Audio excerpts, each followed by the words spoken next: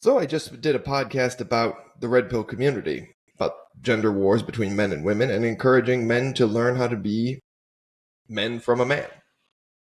So what do I do next? Perhaps another 10 minutes on dating. Seems to be a natural transition. Hi, I'm Nick. This is 10 Minutes with Nick, and thank you to the subscribers I have. It's fantastic. Glad you're listening. And today you're going to hear 10 more unwarranted, unlicensed, unqualified minutes on the dating world.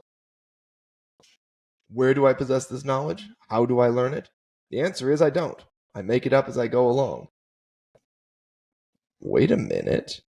We're all making it up as we go along. Wild, I know. Let me explain, though, why that's sort of a revelation.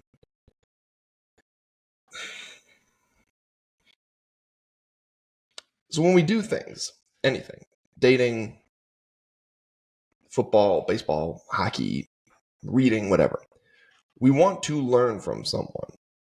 We want a teacher. I just spoke in the last podcast how the red pill community is dangerous because it's more of an echo chamber and less of a teacher on how to be a man. And the red pill community purports itself to be, teachers of men. In the dating world, you really can't take anybody's advice. I think I've said this before, but I'm going to reiterate the point here. You can't take anybody's advice in the dating world. Why is that? Because everybody's story is different. Everybody's story is different. My parents got married in their early mid-20s. I'm now 32.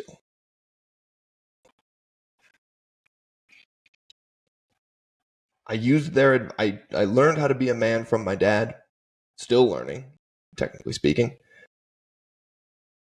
But I can't learn how to date from my dad.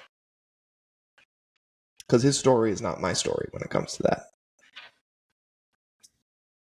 Now, my dad has successfully grown into a man.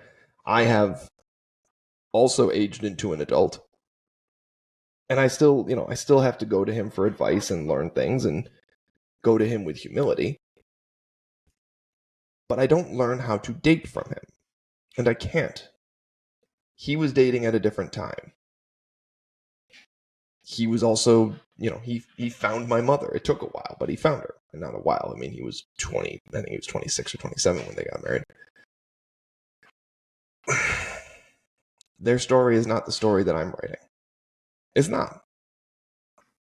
So, how do you learn how to date? This is the hard part. You don't learn. You just sort of make it up as you go. And even if you've learned a lesson, like, oh yeah, I'll never do that again. Short of violating somebody else's liberty, violating somebody else's rights, you might do it again. It might work the second time. That wacky thing that you do, that every girl you've ever dated thought was the weirdest thing, they never wanted to talk to you again afterwards, it might work for one girl. I can't tell you that it will or it won't. I can tell you that if you stop dating, you'll never learn. And this is where the internet sort of gets me going, right? Really just grinds my gears, as they say. All this sort of king community, alpha community nonsense where guys are like, yeah, just focus on yourself, king. You talk about all the, they talk about how they have to have this winning mindset. No. You have a quitter's mindset. Because you're actively shutting yourself off from the world. And now, look, somebody's going to say to me, but Nick, you're a Christian. You believe in the Bible. I thought you didn't want to be of the world. Being of the world and shutting yourself off from the world are two very different things.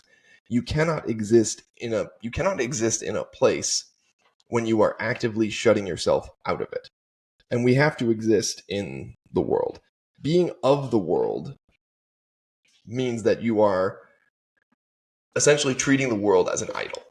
You are worshiping the world instead of worshiping God. And whether you believe in God or not, right? That's not the point here. The point here, and the reason why the Bible and other religious and historical texts warn against worshiping, being careful what you worship, is because whatever you put at the center of your life will be your focus. Now, do I think you should solely focus on dating and do nothing but chase women? Probably not. It's probably not healthy.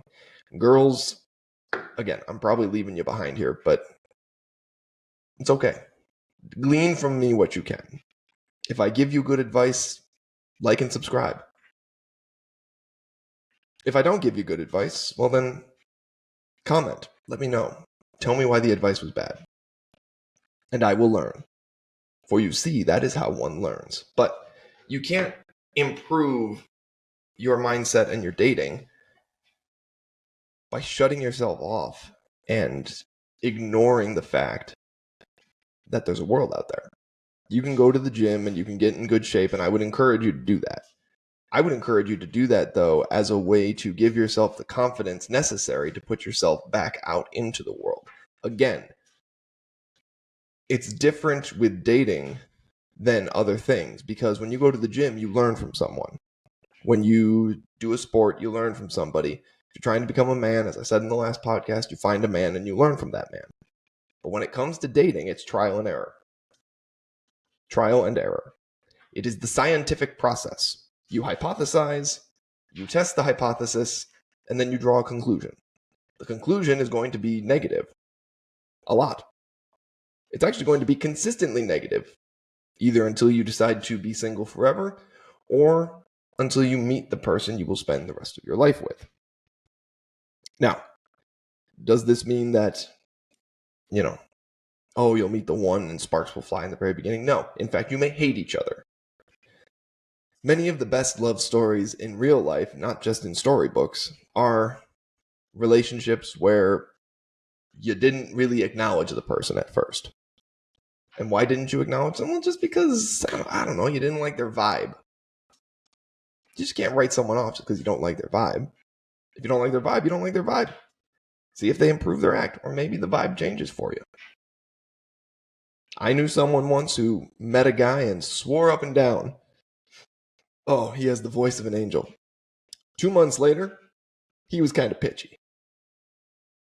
That's an inside joke for one of my listeners who might or might not get it. Don't be afraid. Don't allow fear to drive your decisions when it comes to things like dating. So this connects a little bit back to the last podcast, but if you get dumped, you get cheated on, whatever, it sucks. But guess what? You fail on a weight, you got to pick it back up and lift it again. You get broken up with, you get dumped, you get cheated on, it sucks. But you got to get back out there. As the rodeo people would say, you got to get back on the horse. It doesn't help to shut yourself off. And there is such a thing, I would say, and I don't know if this is an actual term, but I'm going to use it. There is such a thing as toxic self-improvement, where rather than truly focusing on bettering yourself as a person, you're using self-improvement as a way to scab over your hurt. You're using it as a way to protect yourself from what you're actually feeling. I would recommend, if you are in the midst of what might be seen as toxic self-improvement or what might be observed as toxic self-improvement, you sort of check in a little bit.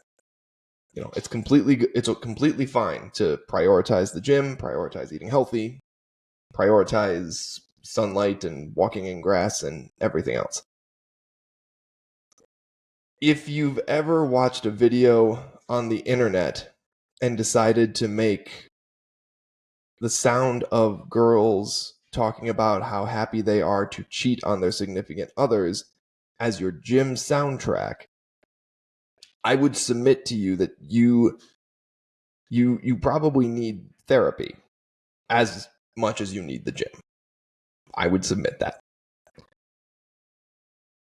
The only people who are truly big men, who are kings, who are big dogs, whatever, they're the guys who are so assured, so self-assured, so self-confident. It doesn't matter. You can't shake them. You can't phase them. If they're alone because they're waiting. And if they're with someone, no matter how many times they were hurt in the past, they're giving it their all and they're treating that person as a partner. As a partner. But the difference between a girlfriend and a partner, that's a topic for another day. I'm Nick. This was 10 Minutes with Nick. You liked what you heard? Like and subscribe. If you didn't like it, leave me a comment. Like and subscribe and then hate like. I don't know. There's a dislike button. Use that button. Click something. But anyways, I'm Nick. This was 10 Minutes with Nick. Have a great day.